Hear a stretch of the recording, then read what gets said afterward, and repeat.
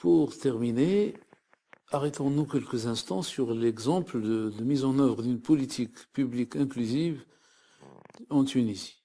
Après le 14 janvier 2011, les personnes handicapées, à l'instar des autres Tunisiens, se sont mobilisées pour défendre pleinement leurs droits et tenter de les promouvoir.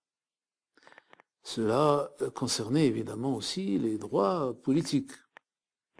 Il importait que les personnes handicapées n'aient plus à revivre des situations d'exclusion et de marginalisation dans des moments aussi privilégiés et aussi significatifs que ceux des premières élections après les événements révolutionnaires que la Tunisie venait de connaître.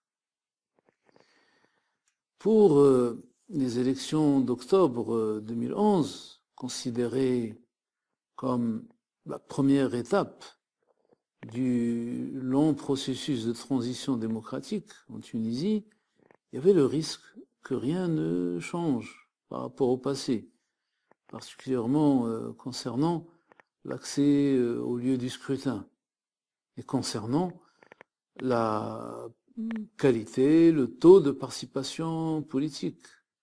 Et il n'y avait pas initialement de mesures spécifiques prises ou prévues par l'instance supérieure indépendante pour les élections. En particulier concernant cette catégorie de la population. Le contact fut donc pris par l'Organisation tunisienne de défense des personnes handicapées, avec l'instance compétente, en vue d'assurer la pleine participation des personnes handicapées. Et à cet effet, l'organisation s'est engagée dans un processus de plaidoyer auprès de l'instance afin d'obtenir la modification de la loi électorale et la mise en place de mesures assurant l'accessibilité aux élections. L'expérience s'avéra exemplaire et riche en enseignements, dans le sens des politiques publiques inclusives qui nous intéressent ici, en dépit des contraintes de temps, des contraintes de moyens et des grandes difficultés sur lesquelles nous reviendrons ultérieurement. La disponibilité montrée par l'autorité publique chargée des élections semble à ce titre remarquable.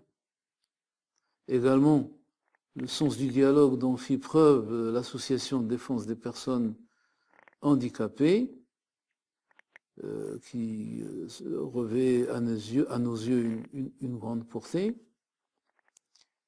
Et également, il faut le souligner, le degré d'inclusion réalisé est apparu aux yeux des acteurs, et ils apparaissent aussi aux yeux des observateurs, comme incontestable.